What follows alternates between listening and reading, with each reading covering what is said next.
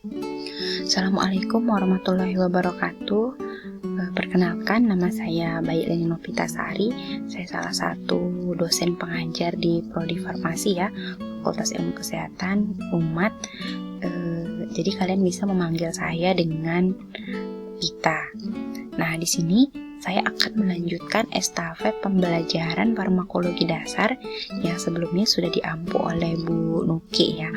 Jadi kemarin di materi sebelum UTS itu kan kalian sudah diperkenalkan ya mengenai ilmu farmakologi itu apa saja, kemudian jenisnya atau cabangnya apa saja, seperti farmakokinetik, farmakodinamik, ada juga interaksi obat. Itu saya yakin kalian sudah diberikan semua oleh Bu Nuki materi tersebut. Nah, di sini tugas saya untuk pasca UTS ini adalah memberikan atau mulai mengenalkan kalian terhadap jenis-jenis terapi obat itu apa saja. Nah, di sini kita akan membahas terlebih dahulu pada hari ini ya, kita akan membahas tentang pendahuluan kemoterapeutik. Jadi di sini saya akan memberikan kalian gambarannya terlebih dahulu sebelum nanti kita akan masuk ke per masing-masing materi dari jenis-jenis kemoterapeutik yang ada. Jadi kalau sekilas kalian lihat di sini, kalau kalian baca kemoterapeutik, itu pasti kalian akan langsung memikirkan penyakit kanker atau kanker ya. Karena kan yang kita dengar selama ini bahwa kanker itu obatnya apa? Kemoterapi, kemoterapeutik seperti itu ya. Padahal pengertian dari kemoterapeutik ini sangat luas, bukan hanya obat kanker saja. Dimana kemoterapeutik ini adalah obat atau zat yang berasal dari bahan kimia yang dapat memberantas dan menyembuhkan penyakit atau infeksi yang disebabkan oleh mikroorganisme yang patogen, baik itu bakteri, virus, amuba, jamur, protozoa, cacing, dan sebagainya. Namun, zat-zat kemoterapeutik ini bekerja hanya membunuh mikroorganisme yang patogen saja, tanpa dia membahayakan atau membunuh sel manusia. Itu gambaran dari pengertian kemoterapeutik. Ya, nanti di slide saya ini juga ada penjelasannya lebih lanjut supaya kalian lebih paham. Nah, ini outline-nya yang akan kita bahas di video kali ini. Yang pertama itu adalah tips mempelajari antimikroba, kemudian di sini prinsip-prinsip umum terapi, kemudian yang ketiga ada definisi-definisi penting yang harus kalian pahami, kemudian ada konsep penting juga yang harus kalian pahami, dan yang terakhir nanti saya akan memberikan kalian gambaran mengenai klasifikasi antimikroba. Nah, untuk yang pertama, tips mempelajari antimikroba. Di sini kalian akan saya berikan tips untuk mempelajari antimikroba. Gunanya untuk apa? Gunanya supaya kalian itu lebih mudah memahaminya. Karena di sini saya tidak pungkiri bahwa antimikroba itu banyak banget modelnya dan banyak banget golongannya beserta contohnya. Jadi di sini kalian harus memahami tips untuk mempelajarinya ya. Karena mau tidak mau kalian harus menghafal atau mengingat jenis-jenis antimikroba tersebut. Jadi tips yang pertama, itu kalian harus memahami prinsip umum terapi dan beberapa definisi. Nanti kita akan bahas lebih lanjut ya mengenai yang kategori pertama ini. Kemudian yang kedua, di situ kalian harus mulai memahami golongan-golongan antimikroba dan mekanisme kerjanya. Di sini golongan antimikroba itu banyak sekali dan dengan mekanisme kerja yang berbeda-beda, dan tentunya jenisnya pun akan berbeda-beda. Nah, jadi di farmakologi dasar yang pasca UTS ini kalian sudah harus mempelajari atau mengenal jenis-jenis obat seperti yang saya bilang tadi ya. Jadi kalian harus lebih serius lagi. Kemudian yang tips yang ketiga itu kalian harus memahami efek merugikan atau gambaran khusus dari pemberian obat antimikroba. Di sini yang paling sering itu biasanya efek fatalnya itu apa saja. Nanti akan kita bahas juga ya di pertemuan ke depan. Kemudian yang keempat, nah, di sini kalian harus memahami juga kategori luas spektrum bakteri. Nah, di sini saya yakin kalian sudah memahami ya spektrum bakteri itu maksudnya apa, karena kalian sudah menerima atau memperoleh pembelajaran mikrobiologi. Jadi di sini saya ingatkan kembali ada dua jenis bakteri yang populer ya. Yang pertama bakteri gram positif dan bakteri gram negatif. Saya tidak akan membahas bedanya apa karena kalian sudah mempelajarinya di mikrobiologi. Di sini saya akan memberikan contohnya. Misalnya bakteri gram positif Staphylococcus aureus, Streptococcus pneumonia, kemudian Enterococcus ya, Mycobacterium itu contoh bakteri gram positif. Kemudian bakteri gram negatif itu contohnya Salmonella, E. coli, terus ada Shigella ya, ada Pseudomonas, nanti kalian cari lebih lanjut. Nah, kalau di dunia klinis itu biasanya bakteri gram negatif ini dikenal lebih berbahaya atau tingkat patogenitasnya itu lebih tinggi dibanding bakteri yang gram positif. Mengapa demikian? Karena ternyata bakteri gram negatif itu dia memiliki membran luar pada dinding selnya sehingga dapat melindungi bakteri tersebut dari serangan dunia luar, termasuk serangan dari si anti mikroba yang akan kita berikan tersebut. Nah, dibanding dengan bakteri gram positif, dia tidak memiliki membran luar yang melindunginya. Nanti kalian bisa baca lagi ya lebih lanjut di materi mikrobiologi. Nah, kemudian ini prinsip-prinsip umum terapi antimikroba. Yang pertama, itu untuk menjadi antimikroba yang berguna, itu suatu senyawa harus menghambat pertumbuhan mikroorganisme patogen seperti bakteri, virus, amoeba, fungi, protozoa, cacing, dan sebagainya tanpa merusak jaringan manusia. Di sini saya akan jelaskan sedikit mengenai patogen. Jadi patogen itu maksudnya adalah segala sesuatu yang dapat menimbulkan penyakit. Di sini saya garis bawahi ya, mikroorganisme patogen. Artinya bahwa mikroorganisme ini dapat menimbulkan penyakit. Ada nggak mikroorganisme non patogen? Ada. Contohnya E. coli. E. coli itu tergolong dalam kelas flora normal. Artinya dia merupakan mikroorganisme yang normal ada di tubuh kita. Namun jumlahnya harus sesuai dengan kebutuhan. Karena E. coli itu membantu mencerna makanan kita. Nah, kalau jumlah E. coli itu berlebihan, itu bisa menyebabkan seseorang mengalami diare ya. Jadi jumlahnya juga harus seimbang. Kemudian, prinsip yang kedua, obat harus menembus jaringan tubuh untuk mencapai mikroba patogen. Contohnya, infeksi pada GI. GI ini gastrointestinal ya, saluran pencernaan. Itu maka jika kita akan memberikan dia obat, maka hendaknya dibuat dalam bentuk sediaan tablet salut agar tidak mudah dirusak oleh asam lambung. Tablet salut ini apa? Nanti kalian baca ya. Kalian sudah mendapatkan mata kuliah farmasetika ya, pasti sudah dibahas di situ. Nanti kalian buka lagi. Kemudian misalnya untuk infeksi meningitis. Meningitis itu adalah infeksi yang terjadi di meninges atau selaput otak, maka obat tersebut harus dapat menembus sawar darah otak untuk dapat membasmi mikroorganisme yang ada di dalam meninges tersebut ya. Lanjut. Nah, kemudian ini kita akan mempelajari sedikit tentang definisi yang sering dibahas di dunia antimikroba. Yang pertama nih, spektrum. Tadi sudah saya singgung sedikit ya. Jadi spektrum itu apa sih? Spektrum itu adalah rentang bakteri yang dapat dilawan oleh suatu antimikroba secara efektif ya. Sorry tadi salah sedikit. Jadi spektrum adalah rentang bakteri yang dilawan oleh suatu antimikroba secara efektif. Tadi sudah saya singgung ya. Ada spektrum sempit dan spektrum luas. Jadi spektrum itu dibagi dua. Secara umum ada spektrum sempit dan spektrum luas.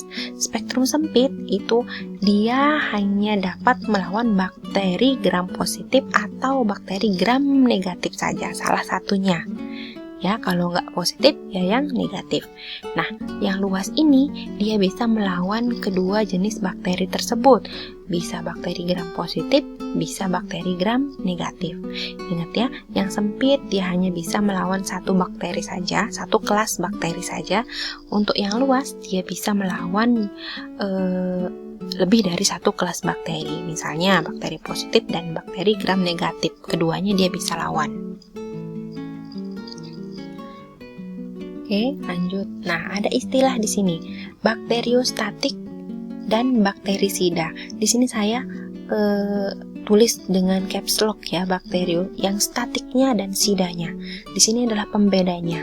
Yang bakteriostatik itu dia bekerja dengan cara menghentikan pertumbuhan mikroorganisme patogen. Ingat, bakteriostatik dia menghentikan pertumbuhan atau menghambat pertumbuhan mikroorganisme patogen.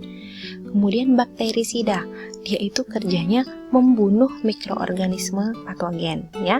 Jadi statik itu artinya dia menghambat pertumbuhan, sida artinya dia membunuh mikroorganisme. Jadi nanti ketika kalian bertemu dengan istilah bakteriostatik dan bakterisida, itu kalian sudah memahami artinya ya.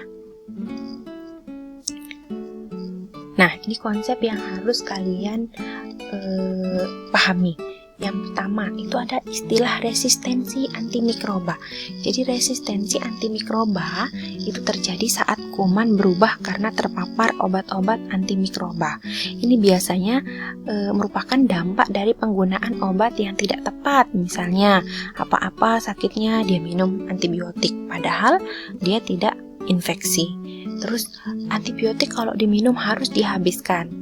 Lah dia belum habis, baru 3 tablet misalnya sudah dihentikan. Itu yang menyebabkan terjadinya resistensi antimikroba ya.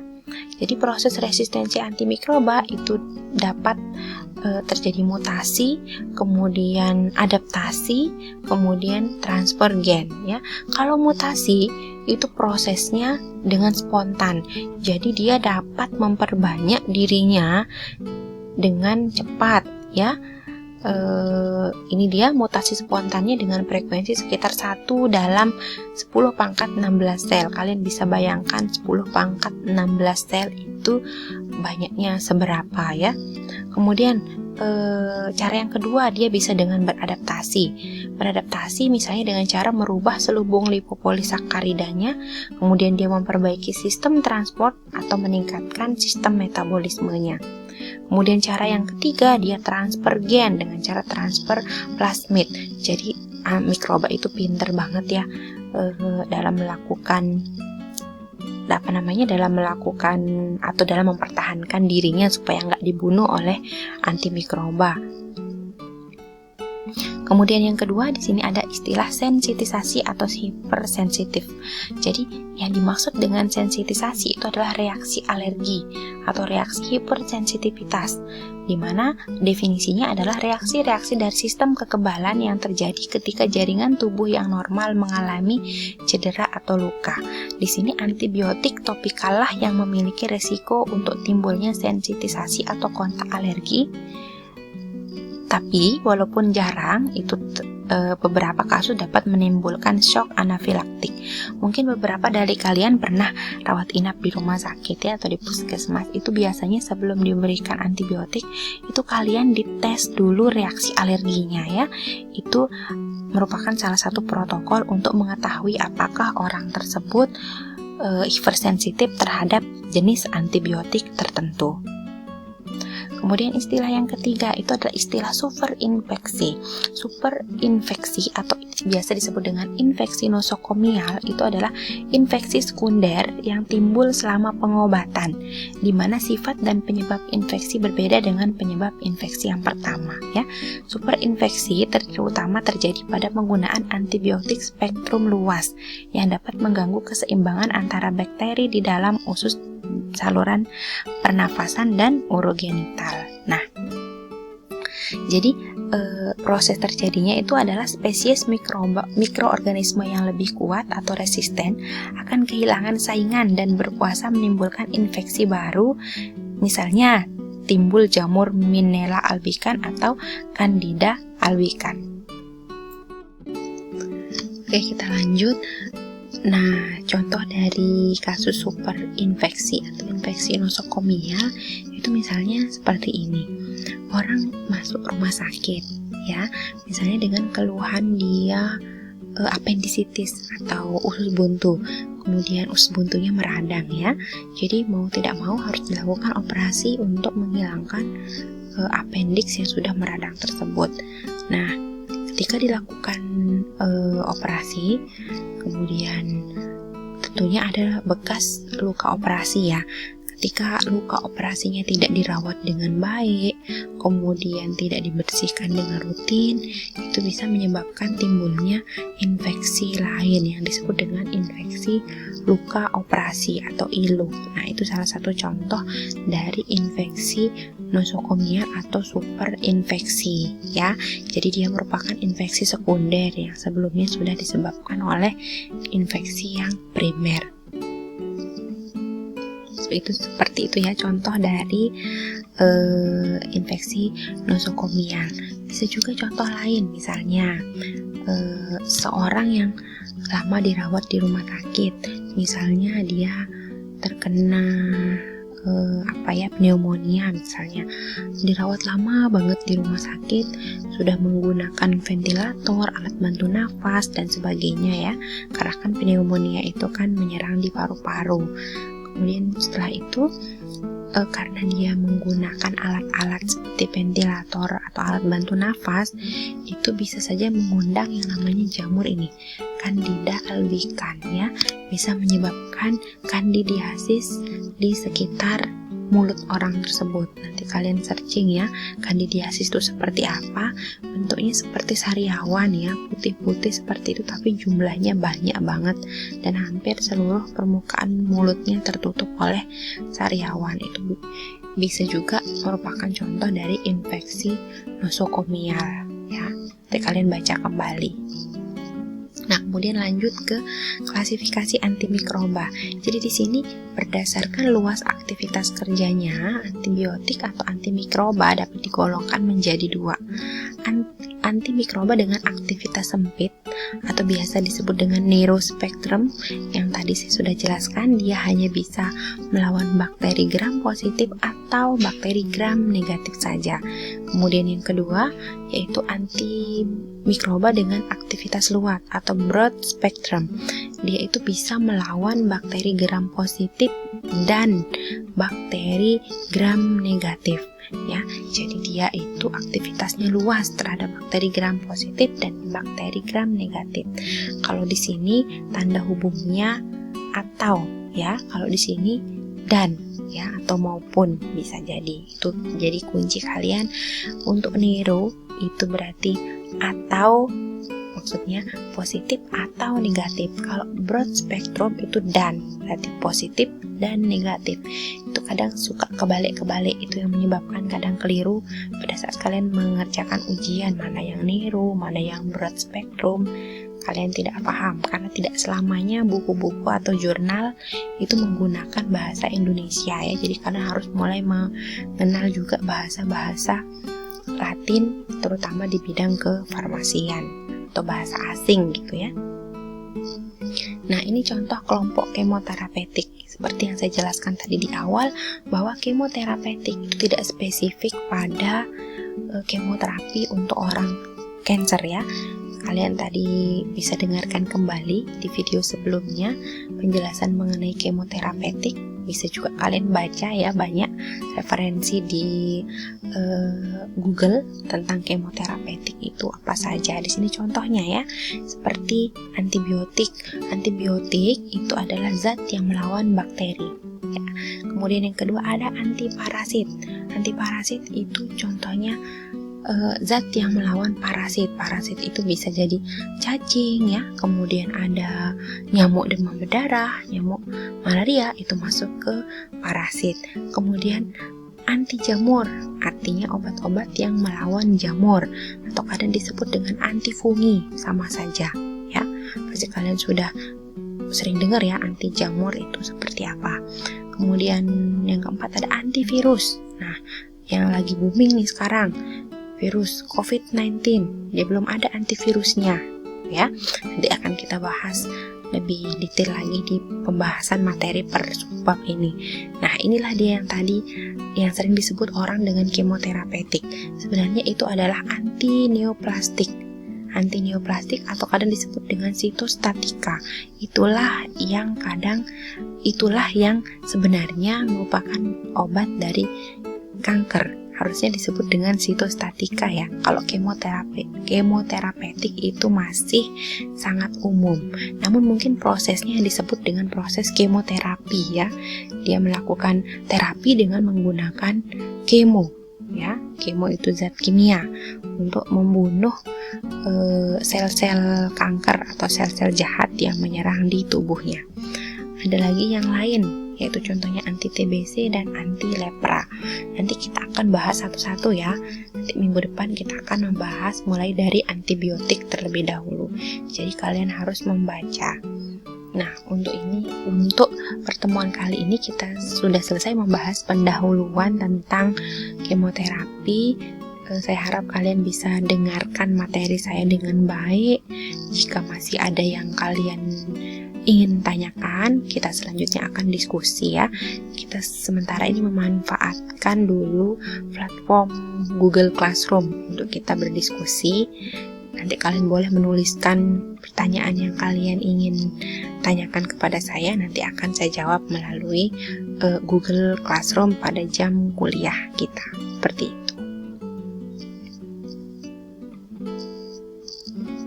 Oke, mungkin sekian dari video materi pembelajaran farmakologi dasar ya, bab pendahuluan kemoterapeutik. Selanjutnya kita akan bertemu lagi di video pembelajaran yang lain, di mana minggu depan kita akan membahas tentang antibiotik. Saya akhiri, wassalamualaikum warahmatullahi wabarakatuh.